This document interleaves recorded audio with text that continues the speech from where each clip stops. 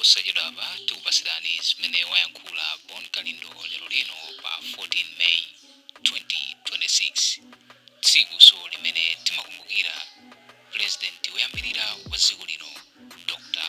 Hastings Kamuzu Banda.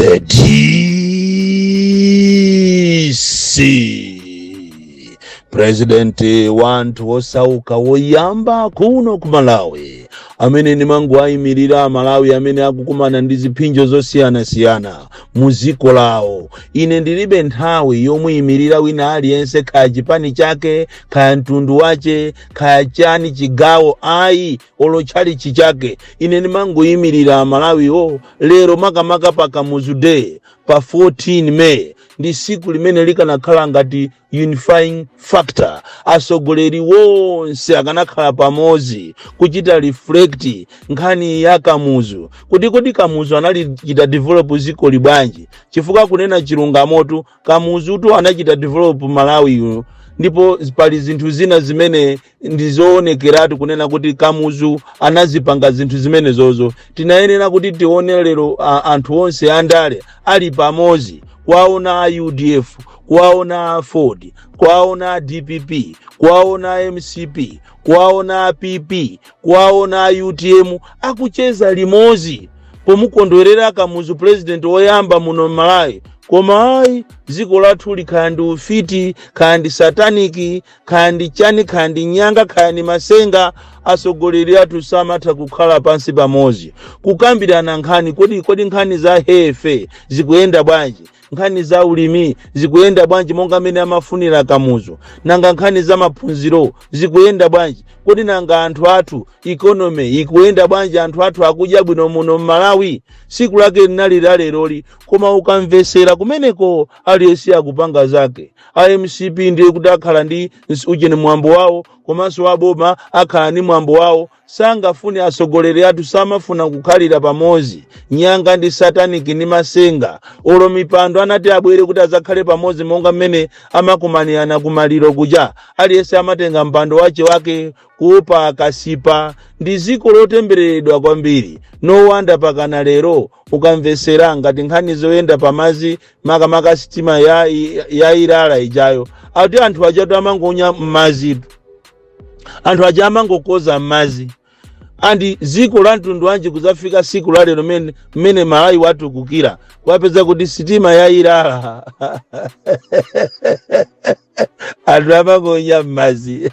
Ndi ziko lotembereredwa kwambiri, ziko lomvesa chisoni. So palibepo issue yokuti tizikachitira celebrate Kamuzu's life kamena kumakachula kuti Kamuzu Day pomwe anthu ifeyo ndife anthu osagwirizana. Tinayenera anthu ife tigwirizane titenge zokhazo zimene anachita Kamuzu zabwino ndikuziyika pa tebulo ngati ana ziko limodzi kumacheza kwaona asogoleri chakwerawo chakupasana moni ndi ujeni mutalika kucheza ndi Mai Joyce Banda komanso Abakiri Muluzi ali mbali inayi, Atupere ali uko, Kabambe ali uko. Zonyadisa kwambiri asogoleri athu malo amodzi kumampasa majoko iye uja chakwera chakuti kodi chakwera unalepera bwanji zinakuvuda bwanji iye azinena kuti akuluakulu naja ntoliro kumayi kuno ndikotemberedwa ziko lokoma kwambiri, ziko lokuti ndikokoma kukhala atu kumene munthu amakonza kupasidwa injunction kapena kupasidwa chireso kuchokera ku makoti ati chifukwa chakuti akufuna amangidwe. Ino munayamba mwamvapo kunena kuti munthu amene wapasidwa warrant of arrest asanapite nayo kukamanga koma akhoti nthawi yomwe yonse ndikupereka chireso kunena kuti tikuchita aside the warrant of arrest munthu amene asamangidwe. Mmangozowa kuti ziko la Malawi corruption izizatha. Ziko la Malawi ndi ziko lokoma kwambiri kukhalapo kumene anthu amakoza kukampangira munthu mademo, munthu kuti ali ndi shopu ndi yache, ndalama ndi zache, anasegula shopu yo ndi ndalama zache koma ati anthu kukampangira mademo kuti asegule shopu. Lero ndi alirira kuyambirira anthu amene amayenda maulendo apa njanji masitima kunena kuti anthu amene akukumana ndi ziphinjo kwambiri makamaka anthu amene amachokera ku Balaka kupita ku Nayuchi kupita ku Balaka, anthu amene akuzunzika chifukwa cha treatment imene akulandira misewu imene iyi kapena panjanjepa, anthu amene amachokera ku Balaka kupita ku Nayuchi akukumana ndi tocha chifukwa chonena kuti sitima yawo imati ikanyamuka ikafika pansewu amayimisa kunena kuti tikufuna kaye sitima zonyamula malasha za Vale Logistics ziduse kaye, ndiye zimadusapo masitima mwina okwanira 16 kuti anyamule malasha kuchokera ku Motizi kumapita nawo ati kaya ku Beira kaya kunakala kuti akakweze kumene koko zizipita ku Brazil. Ndizomvesa chisoni kunena kuti kuno ku Malawi tikuchita kuyika pasogolo malasha kusiyana ndi moyo wa munthu. Anthu amene wamati akakwera stimazi amakafika kwawo pakati pa usiku mwina ma 11 o'clock wa usiku ma 10 o'clock wa usiku, anthu okuti akwera stima 6 o'clock 7 o'clock ku Balaka kapena iye akwera 7 o'clock 6 o'clock ku Nayuchi, imapezeka kuti stima ijayo yayimisidwa akunena kuti tidusise kaye sitima za malasha. Kungoziyimisa stima zija, inaye kuti iduse ndi 1 hour, inaye kuti izaduse pazatengaso mwina 2 hours, inaye kuti iduse pazatenga 5 hours, ndiye sitima zokwanira 16 kuti ziduse zonyamula malasha. Ndizikulomvesa chisoni kwambiri. No wonder aku Ministry of Transport atafusidwa kunena kuti kodi inu ndizoona kuti Ilala ijayo ilibe matoileti, alani kuti anthu amanyamazi chocho pokolera akati ziko la Malawi siku lokumbukira kafuzi. Lero anthu ena amene tikufuna kuwaliriraso ndi Girl Child posatira program imene anakonza aboma komanso ma development partners yomanga masukulu osiyana amakono muno Malawi, ma secondary school monga mmene ilili secondary school ya Sharp Valley Community Secondary School ku Nchewu kumene kukuwa ku Ministry of Education mukuyenera kuti muthamange mukayang'ane kunena kuti kodi Sharp Valley Community Day Secondary School ndi skulu ya mtundu wanji, ndi skulu yokongola imene anayipasaso facility ya boarding kunena kuti asikana azikhala kumeneko, koma mungakhulupirira Malawi kunena kuti ku Sharp Valley Secondary School Community Day Secondary School kulibeko mazi, ndipo asikana akuzunzika kopsa. Andimakamaka nthawi yokuti inuyo asikana amene atha msinkhu kuti azisamalire kulibeko mazi. Andisiri kudziwa kunena kuti kodi tikati education, quality education ndi chani, ndiye ndi ma building yabwino okhala ndi ma facilities onse komanso even mazi akhalepo. You cannot talk of quality education pamene pa sukulu palibepo mazi. Ndizomvesa chisoni kunena kuti even olo magesi amene pa sukulu imene palibepo. Sharp Valley Community Day Secondary School magesi palibe, ana amayang'anira muzikoroboyi makandulo. So how do you expect kuti mwana atani akhonze mayeso kuti achite excel in education? Ndizomvesa chisoni. So tikufuna ma authorities in aku education kunena kuti tapangani machawi mukaone mmene ili sukulu ya Sharp Valley Community Day Secondary School imene ili ndi boarding facility koma yopanda mazi, ana amachita kuuzidwa kuti azibweresa mazi m'mabotolo. How do you expect kunena kuti a Girl Child akhale very clean pa nthawi yawo imene zimachitikira zinthu zimene zimene zimachitika mwezi ndi mwezi? Nkhani za ukhondo azipanga bwanji? Andi sukulu ina yomvesa chisoni kwambiri ndi Mfera Community Day Secondary School ku Chikwawa North kumene kukusinkhaniso ya mazi kapena magesiya koma nkhani yokuba. And we want to appreciate initiative taken by UNICEF atamva kunena kuti kumfera Community Day Secondary School kuli asikana ambiri. UNICEF anapereka mwayi wa basale kwa ana 20 asikana okhaokha ana 20. We want to appreciate you, UNICEF, for this initiative that you lined up some funds towards the promotion of a girl child. Komano ndalama zanuzo zapita mazi chifukwa chonena kuti asikana amene asankhidwa kuti akhale nawo achite benefit pa ndandanda umene wa basale ndi ana anthu olemera okauka.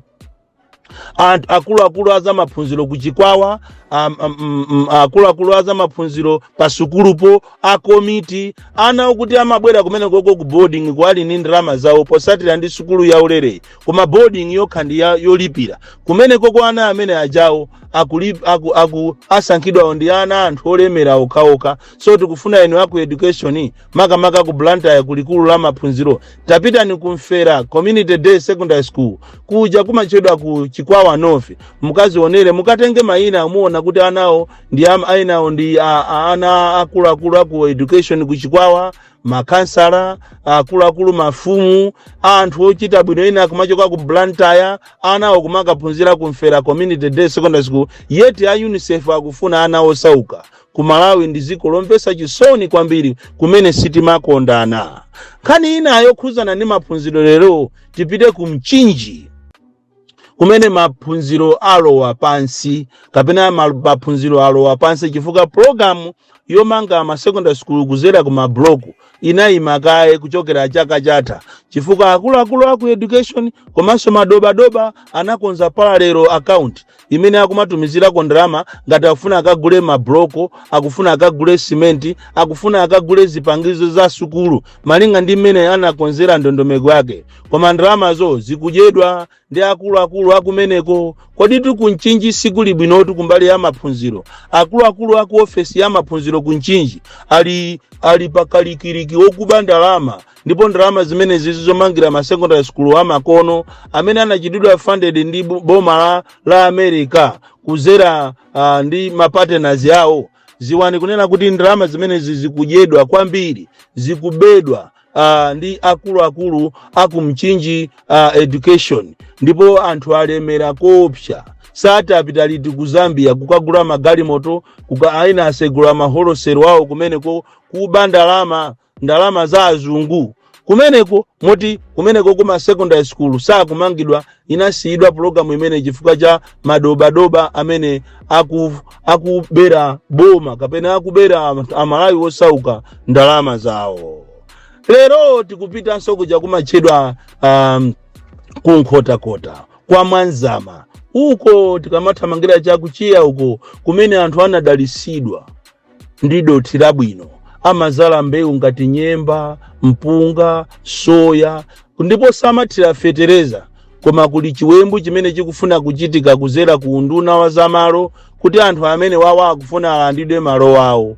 Ndipo dzuloli kunali meeting kuzera kwa wamkulu wa zamalimidwe kuboma limene lilankhotakota kumana ndi mafumu kuti afuna anyengerere mafumu kuti ati anthu awo asamuke kudera limeneli la kunkhotakota kumene anthu ake aliko ochuluka kwambiri ati asamusire malo ena kumene kwakamangire chipatala, akapase mazi, akamangire ati sukulu, anthu asiye amalo ku kampani ya Irovo komanso Ethano. Ndi zinthu zompesa chisoni kwambiri kunena kuti mafumu athu ambiri ali too corrupt. Mafumu athu ambiri ndi okuba amene amalolera zinthu zopusa kwambiri. Andi boma lathu mukuyenera musamale boma iniyo musamale. Izizi zomasa musa anthu imene inali nthawi ya Weresike. Panopa palibe sozosamusana kunkhotakota chakumawa uko kwa atiye Mwanzama kumene kukufuna kulandidwe malo kwalanda anthu amene akhala kumene ko over 30 years,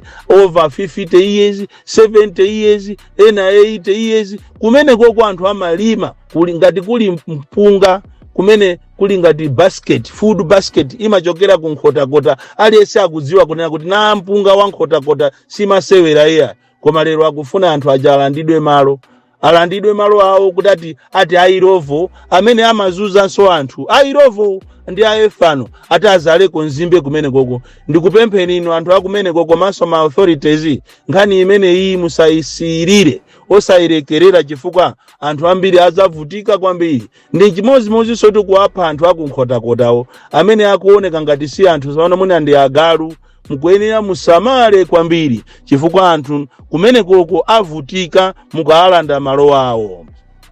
Bon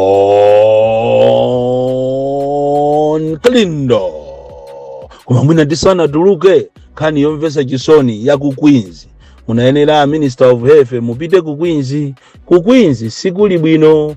Queens yafika boma panthu daladala ali moyo. Queens yasandukano chipatala choopsa kwambiri. Madokotala kumene koko sakugwira ntchito moyenerera.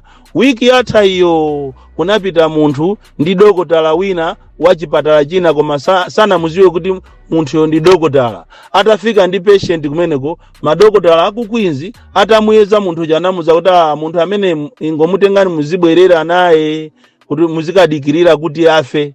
Are we really serious as a country?